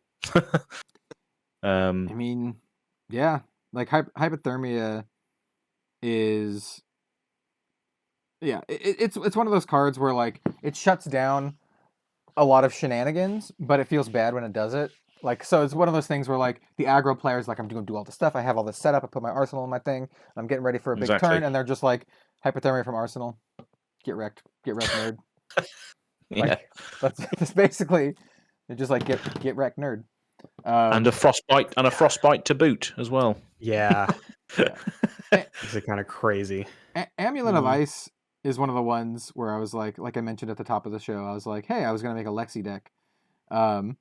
And I was like, well, Amulet of Ice might get hit, or something might get hit, Channel Lake Frigid, something might get hit, so I'm going to hold off on doing the deck tech. And turns out, I'm glad that I did, because Amulet of Ice was definitely a 3 of in like the meta Ice Lexi CC deck, which sucks for Lexi, because Lexi's like, I know a lot of people don't like playing against Ice Lexi, or just Ice in general, but she was not like, winning a lot of events. Maybe one here or there, getting in the top 8 or so, but Lexi was not like a big offender, and so she's just taking hits for the sins of Icelander and Oldhim, for the other ice classes, basically.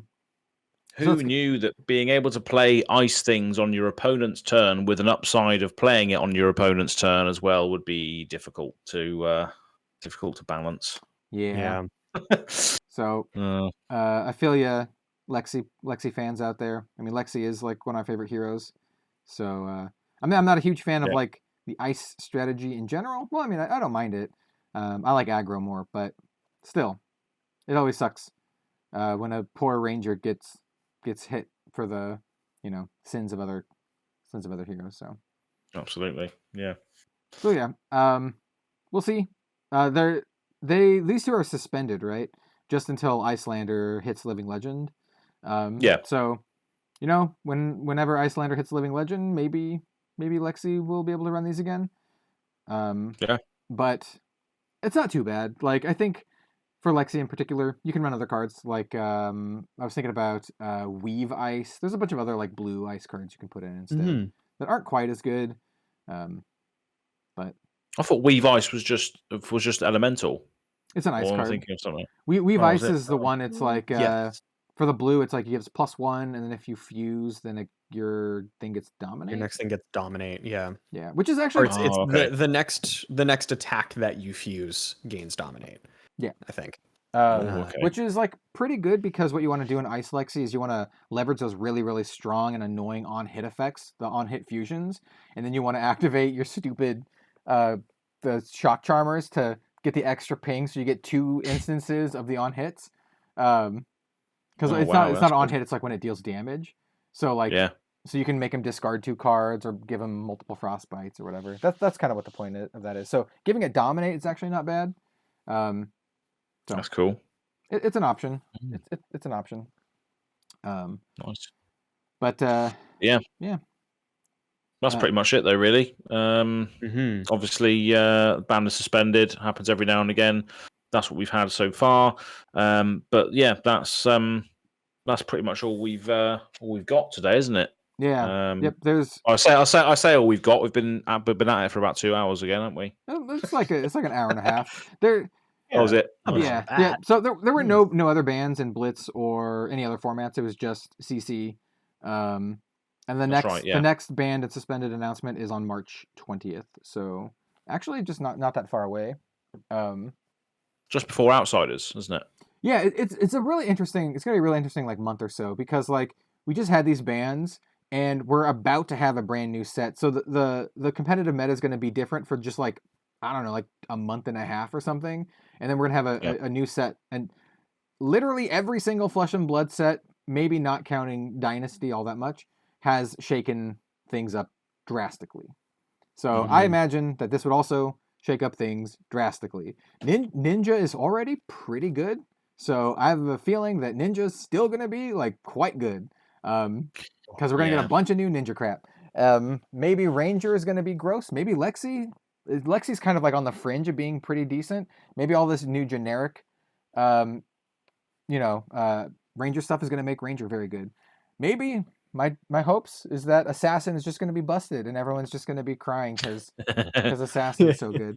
We'll see. That's my hope. This is my kind of evil hope is that Ranger and Assassin are so good from Outsiders that everyone's like crying because like their Guardians aren't as good anymore or something. Oh, that's gonna be nice. Yeah. Oh, I'm gonna Nice. eat. Somebody good.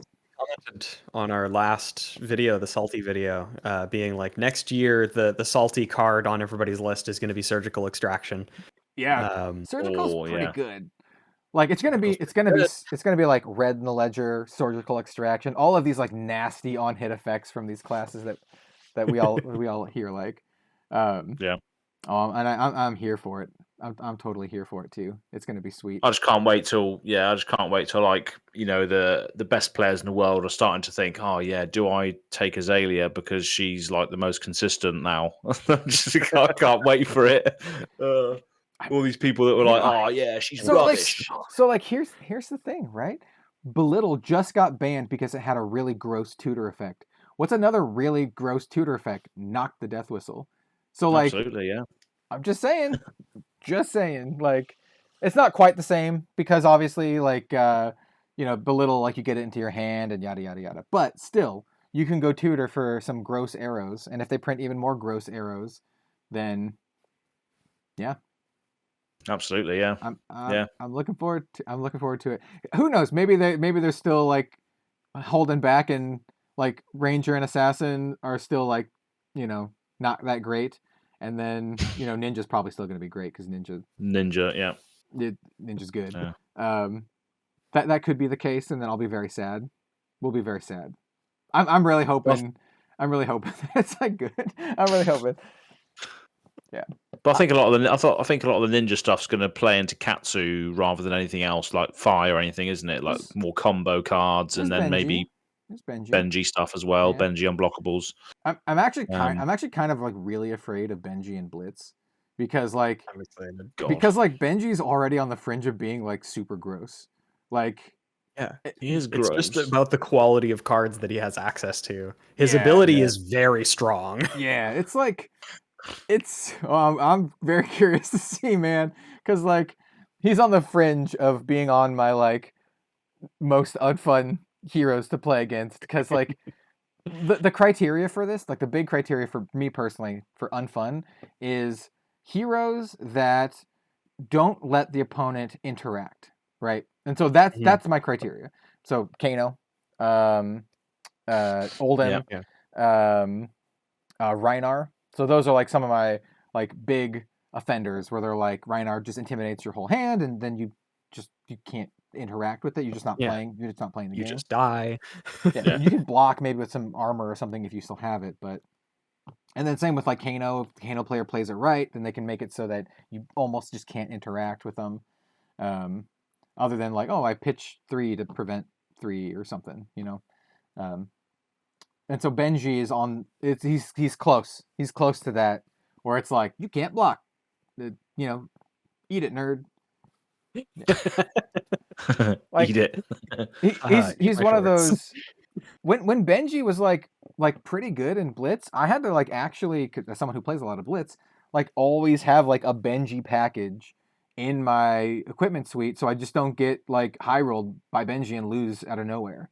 Because that could happen. Yeah. Like if you don't have armor that blocks, good luck. Like See you later. you're just gonna get like you could just get absolutely dunked if they can draw like a million cards off of Spring Tidings. So yeah. So we'll see. Benji's on the watch list of my least fun heroes to play. Though I will say this, at least he kills you, whereas Oldhim makes you sit through it.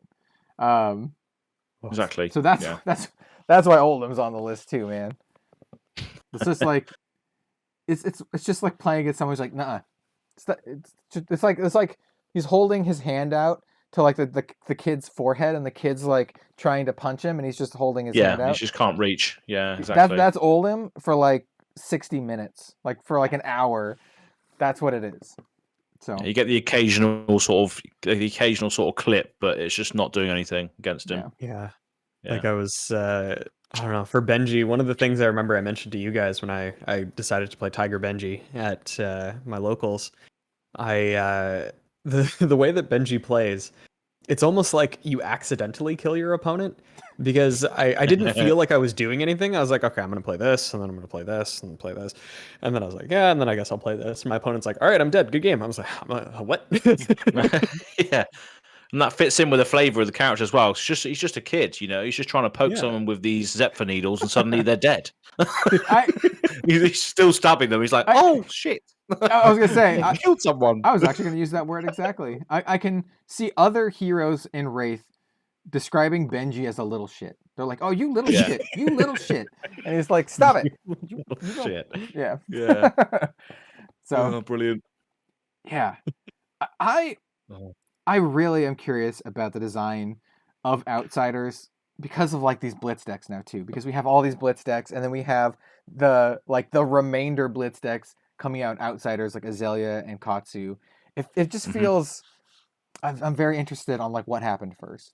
Like if they're like, oh, we're gonna do Outsiders with these heroes, and then oh, we can put the rest of them in History Pack 1 for Blitz decks, or if, like what thing happened first. That's just, maybe it's just me, but I find that kind of stuff interesting. Like the design, not philosophy, but like the routes that were taken to get to the where we are with the products. Because I know for Flesh and Blood, and we know because Brian Gottlieb was on the podcast talking about this, it's not like Magic, where traditionally speaking, Magic design sets like many years ahead and like in advance. Like that's just kind of a known thing that Mark Rosewater's talked about. I used to listen to his podcast a lot. because I just I like listening to game design. Mm-hmm.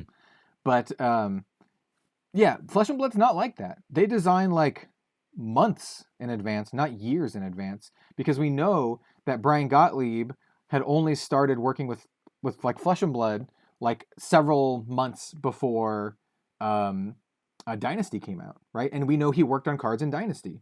So that means, like, if you take those two things together, that they only work on the sets only several months before that sets come out. I like this. I think it's dangerous, but I also like this to some degree because they can be flexible with it, right? So they're actually able to roll with like what's going on in Flesh and Blood a little bit and kind of react to things. So if they see things that are dangerous, they can be like, oh, we should print something that can help. But it also means that they're kind of working on a pretty tight schedule, I would imagine, right? They're like, we got to get this shit done like now. Like it's like put it to like send it to the printers. We need the set to come out like when we promised it. Yeah, ship it. So like it's this tight thing. I wonder, this is something I'd love to ask James. I wonder if it's a thing where they want to get more leeway. Like I wonder if they're like they don't want it to be like this, or if it's a feature and not a bug. I'm very curious on a lot of the design aspects of that. So yeah, interesting. I'm also very curious, like how far in advance they have planned. Like, do they even know like what the next like 3 sets are or something like that, or if they're just like kind of winging it? I don't know. I reckon you I reckon you would probably need to have at least something ready just in case. I imagine they have some design because it sounds like, after talking with Brian, it sounds like they have a bunch of ideas and designs kind of like backlogged, where they were saying like, oh, they had multiple different versions of Assassin, like Arachne and all this kind of stuff kind of in these files. So I bet they have just like a handful of ideas and stuff. Oh god, yeah. Yeah. But I'm just curious like how solid those are. Like, do they know that like the set, not the next one and not the one after that, but the one after that, do they know if like that one's gonna be the Mysteria set or whatever? And like, oh, we want to put these 4 classes in the set.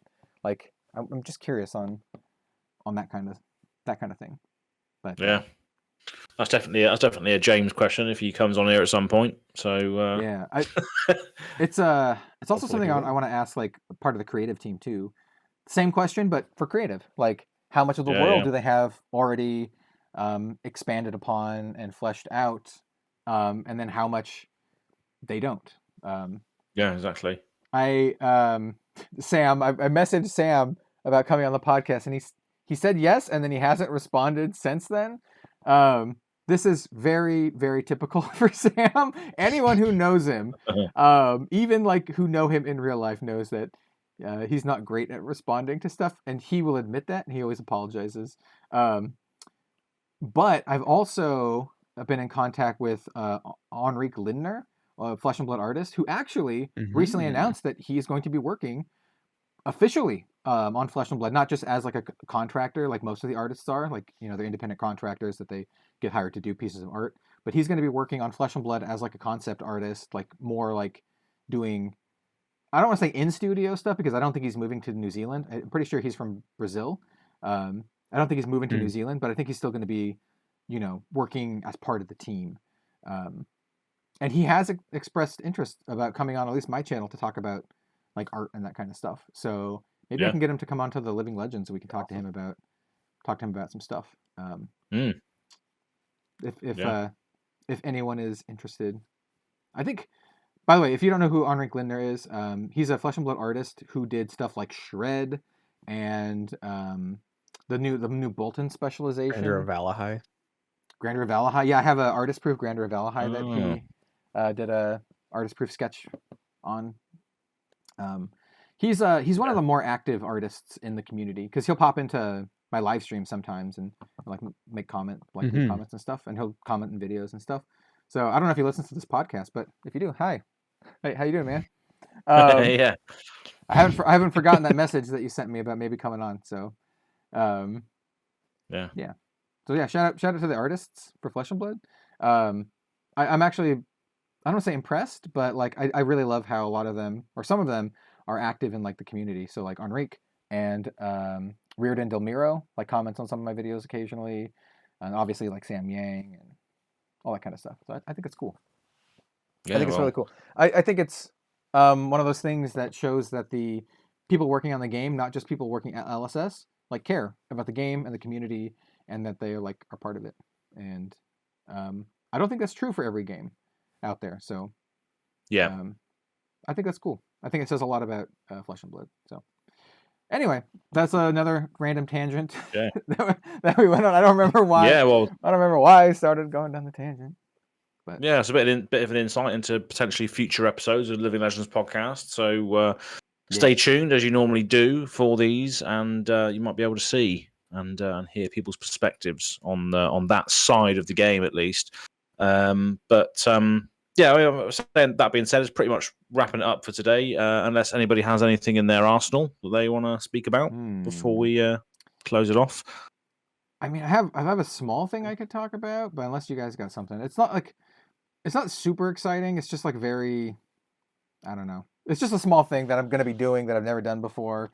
That probably going to cost me a crap load of money if I'm going to be honest. Well, let's share it. All right, so here for the video viewers, I'll show one thing and it leads into the other thing. So this is a sorcery contested realm playmat with art from Melissa Benson. So this is the Screaming Skull. Melissa Benson is one of my favorite old Magic the Gathering artists, and this was sent to me recently by Eric, the creator of Sorcery. And I mention this because I got recently my second painting from Sorcery. It is the Mix Terra painting by artist Elvira Shakirova, who's a fantastic artist. She does beautiful, beautiful art. So it's my second original, and I had been waiting for this one. Like it's been a gift. It was gifted to me, and I've been waiting for it for a little while before I go frame them. And so this is going to be my adventure in getting paintings framed as a complete noob who knows nothing about this. So I have an appointment for Monday, which at the time of this recording is tomorrow. So I'm going to go. I'm going to bring the paintings, probably pay them many hundreds of dollars to frame these things, and then wait like a week or whatever until they do it. I'm a little nervous because one of Elvira's paintings, which was like her doppelganger card. If you don't know about Sorcery, it's all the art is original art. The painting that I have is one of the 4 mixes, which are kind of like very, very spicy cards. So in the game, there are unique cards. They're akin to, like, if you're going to use Magic term, like Moxen. They're like Moxen for Magic. And so there's one for each of the elements. Mix Terra is the Earth one. And it, like, one of her paintings recently sold on auction for $5,000. And so this painting's worth close to that, maybe more, because it's one of the mixes. So I'm gonna be like dropping this off at like this place for like a week, and I'm just like, please don't mess up my painting, please. Like I just don't mess up my painting. It was a very kind gift to me, and I want it to be like maintained well, and I'm gonna hang it up somewhere, maybe in the studio, maybe back here. I'm pointing behind me, audio listeners. So that's one thing that I've got going on that's occupying a decent amount of my mind space right now. Yeah, I imagine so. We'll see how it goes. It's one of those situations like 4 years ago that I never would have imagined that I would be in. Like I didn't think I'd ever own like original paintings or anything for like a card game, and so it's something that I very much treasure. I very much value art and artists, especially these days with, and I'm not going to get into this now, but with all of the rampant AI art and all of this kind of stuff, I very much appreciate artists' talent, dedication, and skill. That's true for almost anyone, by the way. If someone's puts a lot of passion and time and behind something, I very much respect that. And so for artists, I very much respect that. So I love like the hand-drawn, hand-painted stuff, which is I like the 2 Livia Prima drawings that I have. So anyway, it's just kind of like a little thing of mine, passion of mine, I guess you could say. So Yeah. Yep. That's Yeah, that's there's a lot of conversation around like especially the AI art. Which if we get an artist on to Living Legends Oh and we yeah, need to talk, I think they would have we a need to lot. touch on that. I think they would have a lot to say. And I'll just say this now for anyone curious. I have promised, and I'll say it now, and I've said it a couple times on social media. I will never, ever have a Red Zone Rogue product made with AI art. That's No. just something that doesn't Mm. interest me, and it's not something I'm going to do. I will always commission a artist, or an artist for a piece. Yeah, so that's just my Exactly. stance. That's just my stance on it. I feel pretty strongly about it too. So that's just Yeah. that, and I'm sure Definitely respect that. sure the artists feel pretty strongly about it as well. Yeah, But there's we also will see. there's other reasons for it too, not just moral reasons, but it's like I have my own characters. They're not just generic, you know, No. insert archetype here. They're my own characters, and I have like ideas behind it. And so, like, for example, for the assassin splash art that Crovius is doing, I asked her to put in a couple Flesh and Blood references, and so it's not something that an AI could do. Like, No, it's tell- all sort of it's all part. It's not part of the process, is it? It's not part of the sort of customization. Yeah. You need that really from a human to sort of understand your idea. A machine is never going to do that for you. yeah, it's like I was like, hey, I want you to put a cracked bauble into the art somewhere, like that one of the bodies was carrying, like just they're holding a cracked bauble or something, which is true. That's Nice. something that's piece of art. I think it's going to be a thing for most of my Flesh and Blood style pieces, because I did it for the Codico's library. There's a cracked bauble in it, and I kind of want to put a cracked bauble somewhere in the background of Just a all little of them. trinket. Yeah. Yeah, just kind of like a nod, right? Just like a nod that it's like a Flesh and Blood thing. Yeah. Anyway, that was Kel's art corner for the week. Thank you. Thank you. Well, at least it's not a finance corner. Well, it is to a certain degree, I imagine. Yeah, it's funny because like it could be, but I'm not going to sell them. Like, and also, I didn't really technically buy either of the pieces of art. I mean, I bought the ones from Livia Prima, but I like for the paintings at least. I got one of them for being like the collector tier for sorcery. So I technically kind of bought it, but it was part of like the Kickstarter thing, and it was random. I didn't get to choose it, and the other one was a gift. So it's like it's kind of like a. They should be going out soon as well, right? The sorcery things. Yeah, for sorcery. Did any of you guys back sorcery? I backed the starter decks, the 4 starter decks. Cool. But they should be coming out somewhat soon. So they're being printed in China, and China just got done with their New Year, with Chinese New Year. And how it goes in a lot of Chinese companies is they actually just take the time off. So, from what I understand, there's that the printers are just coming back from Chinese New Year, and so they'll be kicking back up. Makes sense. A few months is what I've heard. All the things that I've seen so far have been like really good and really good quality. And I was telling Eric this in chat the other day, after he sent me this cool playmat, that I have been avoiding spoilers. Other than like me playtesting the game like over a year ago, I really have not been diving in and looking at any other cards. And also I know that the cards that I played with have changed significantly as they like fine tune the mechanics. So I want this to be a kind of a blind experience, and I'm really excited for it because it's gonna be like opening Magic when I was a kid and not knowing anything about any of the cards and seeing all the art for the first time and having like this magical experience. That's kind of my goal for this. And so when I do my live stream, very organic. Yeah. Oh god, yeah. Just discovery, isn't it? Just organic discovery. I have not been able to experience that since I was a kid, because for all the games that I keep up with, Flesh and Blood, right? I keep very, very keen attention to all the Flesh and Blood things. So it's never a surprise when you open up a pack unless they haven't spoiled Fabled or something like that. Yeah. But so that's what I'm trying to do here. I'm trying to have that like blind experience. And so when I get my product, I'm gonna do like a stream, and I'm gonna open up a box, maybe give one away, and yeah, I think what Az did is a good way to go about it. is just to get the starter, the little decks, and then just Yeah. play it like that. Because honestly, I think you can board game this game. Yeah, pretty much. And that's a term that I want to use more often for TCGs to board game it, because I think a lot of TCGs can be board gamed. And what I mean by that is like you don't operate under the TCG rules. You just buy enough stuff to make decks and then literally just treat it like you would a board game. Pull it out, play with friends when people come over. You don't have to do the TCG thing. No, exactly. Yeah. Yeah. So. Yeah. Anyway, that's enough of that.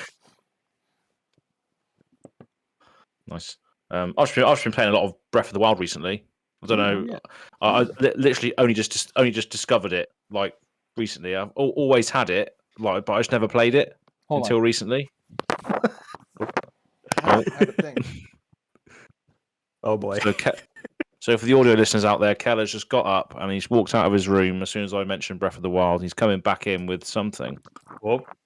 Oh wow, what's that? What? Nice. All right, so talking about artists, one of my favorite artists and a very, very good friend. She's been very, very kind to me. She's an anime artist who named Honshu, and she's done a lot of stuff for me, design and art and stuff.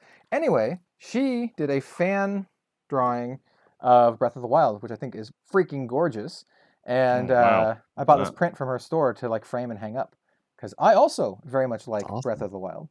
And I saw that she did this, and I was like, that's beautiful. I'm going to support you and buy this print. So, yeah.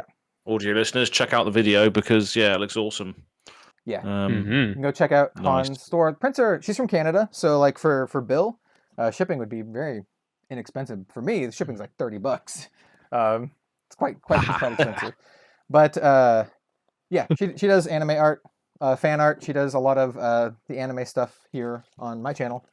Some of her other art is a little spicy. It's a little spicy, so just know that if you go looking into it, there's some spicy stuff. But also some very beautiful stuff. I do remember you mentioning one time that you were working with Han, and you were like, as much as I love this, can we tone it down slightly? It was. She really likes drawing like the spicier stuff. So for the last one we did that was kind of Grand Archive themed. It was like 3 characters within the classes of Grand Archive, almost Genshin-ish. But one of the characters was like a little maybe too much, and I'm like, hey, I'm cool with this, but maybe turn it back, just dial it in a little bit. Fantastic. Yeah. So it's the most recent one that I have that has the 3 characters, and it was the middle character who, if you see the art, she's like a bit more or less, with the lack of a better word, she's like completely covered up. But she was very much not in the first rendition. Lots of booba. That is a lots is a new thing. Lots of booba. And so I was like, I'm sorry, hon. I'm so sorry. And she was like, no, I was afraid you'd say that. So. Oh, brilliant. Yeah. Well, we are officially in the weebs right now. Yes. The weebs territory. Breath of the Wild. How far are you in Breath of the Wild, by the way? Not far at all. I've only like explored like the bottom right corner of the map, and there's like a whole load of it that I haven't even explored yet.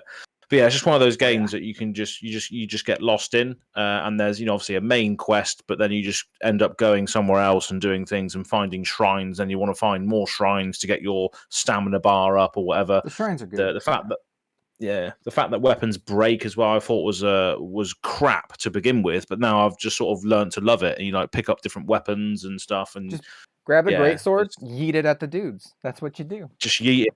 Yeah, exactly. I could swing the sword, or I could just throw it at him. Just throw it. Get Jotun. I do like Breath of the Wild. I have some minor gripes about it, but I think it's overall pretty good. It's one of those games where the open world can feel empty at times, but I do like the shrines. So when I played Breath of the Wild, I wasn't one of the people who like went and got all the little Korok seeds or whatever, because holy crap. Or all of the chests. But I did do like all the main side quests, and all of the little, or most of the shrines. Which is funny because by the time I actually did the main event, like the main quest, my like Link was like OP as hell, and it was like easy. Like I'm Yeah. like, oh, yeah. I should have done this way earlier because this is a joke.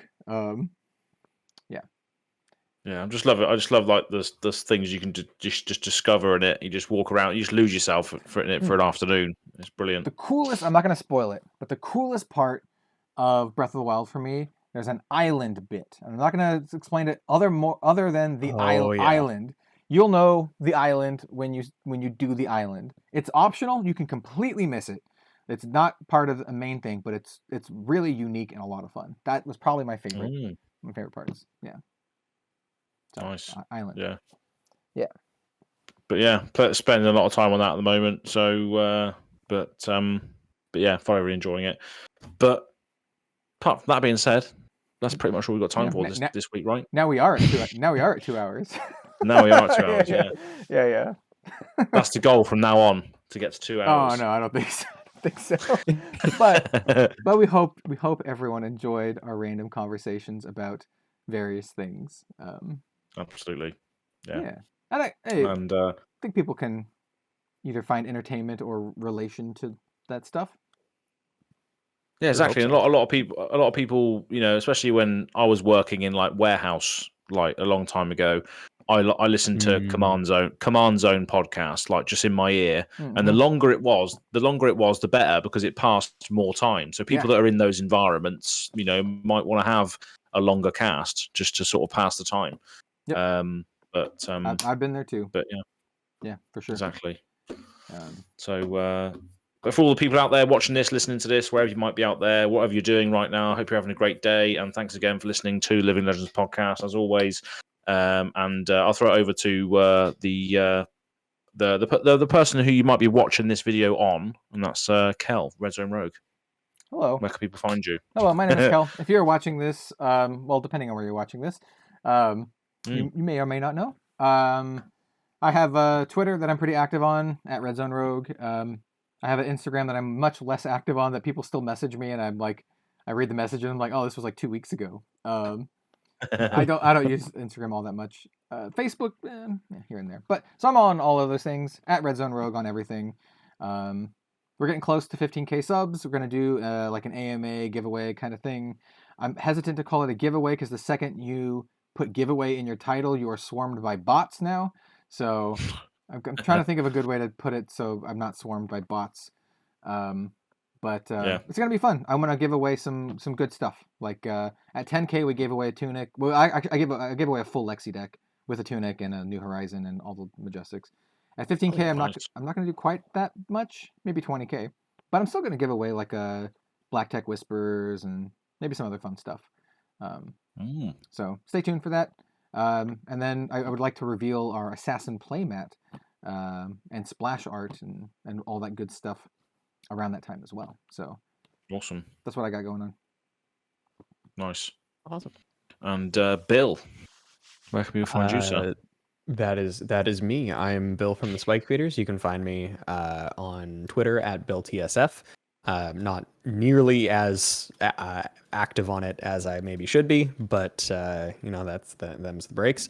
You can also find me on YouTube at the Spike Feeders FAB for live gameplay content. Hell yeah. Fantastic. Nice. Nice to see the Blade Break series back in action after a while. Yeah, took us a bit, but finally got there. Nice.